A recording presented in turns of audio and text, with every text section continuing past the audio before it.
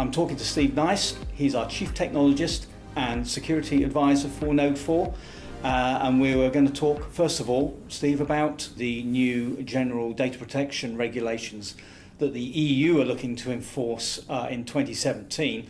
Now, despite the fact that we are Brexiters and we're going to be leaving the EU, the UK government is going to adopt the new legislation, I guess, in order to trade efficiently with the EU. Tell us a little bit about some elements in the legislation that might be pertinent to what we've been talking about. Yeah. So obviously, not every company is going to be is going to fall under these the new regulations. However, you need to be aware that if you do, what you actually need to do to protect yourself. So the key is actually around personal data. So if your business stores or transacts any personal data, you are affected. And that would, I would have thought most companies would affect, because you're always going to store customer details unless you're very transactional in terms of just take it, and people always want to collect data in terms of promotional stuff they want to do. So it's going to be quite a lot, isn't it? It is, exactly. And the key point to take away from the regulations is that you have to have something in place to detect and report and investigate data breaches. So this is, as well as the protection aspect, we're also looking at the ability to detect things. Correct, that's right. So while we can put things in place to protect our business, such as firewalls and WAFs and intrusion protection systems, antivirus, what we also need to do is detect breaches happening, which at the moment, so you may have your firewall blocking the attempted hacks or intrusions. You've also now got to detect them and report and be able to investigate them as well. So you've got to have tools in place, such as a SIEM, in order to detect when these things are happening and detect when, for instance, data is leaving your system. Because having a firewall in place, for example, isn't going to detect data leaving your network. Indeed, no, it isn't, yes. And I guess that regarding detection methods, then, what would you recommend? What is going to be the best practice in terms of getting this in place for businesses? Yeah, so there are various products that allow you to do network packet inspection, NIDS, network intrusion detection, host intrusion detection, and generally these are wrapped up into a piece of software called a SIEM, which is the Security Incident and Event Management. Right. That's what SIEM stands for.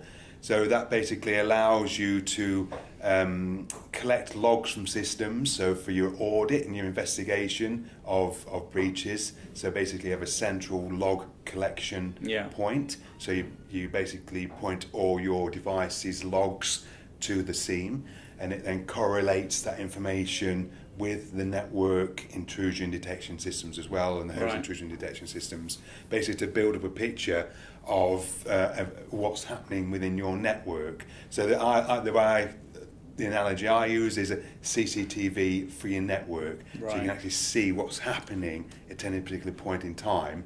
And it'd be a central resource for that. Yes, because everybody generally worries about the borders and things coming in, and nobody's actually looking internally to see what's going on. Correct, that's right, because a lot of breaches happen internally as well. Yeah. So it doesn't necessarily mean that it's an external bad actor or an external hacker. Actually, a lot of breaches come from inside.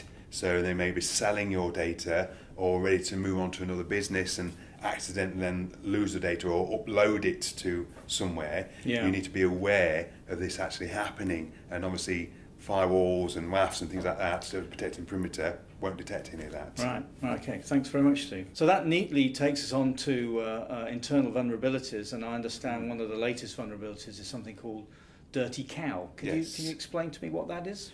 Yeah, so basically that's a vulnerability in the Linux kernel. COW being an acronym for copy on write. Right.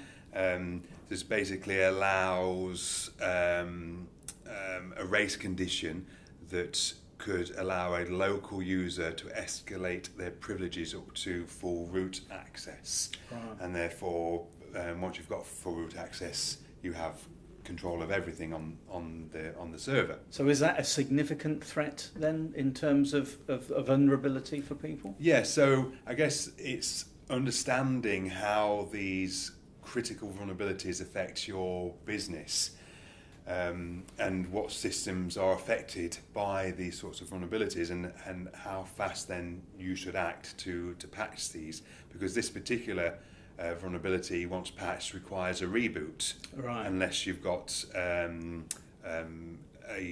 certain type of kernel allows hot fixes to be put in place, right.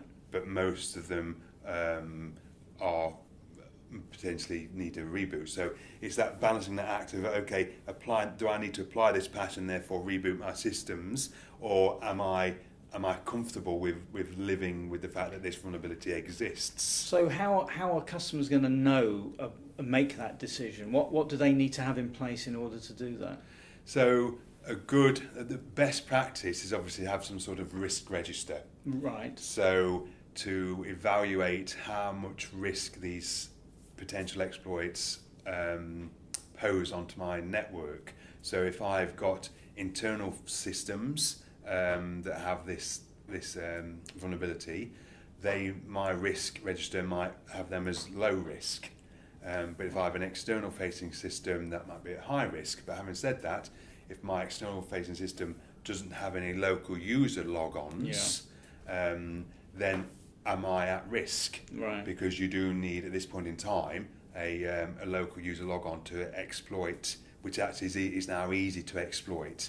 You can go onto GitHub and download exploits for this vulnerability. So I guess this risk register is going to have to be based on some sort of auditing that you're going to have to do, and that's not running around with a clipboard, I take it. That's going to be some sort of electronic auditing that you're going to. And again, what would you use for that? Yeah, so there are obviously bits of software that allow you to audit your systems and to detect systems. That's basically what you need to do is, as well, once you've got your baseline of which systems you've got, you then need something that runs on a regular basis to identify systems that are new systems that are being brought online, and are they patched up to date or not, so you can update your risk register. So software such as our SIEM software, part of M4 Secure, also basically does that automatic asset scanning, so we'll know when a new asset comes onto our network, and then we can look at our risk register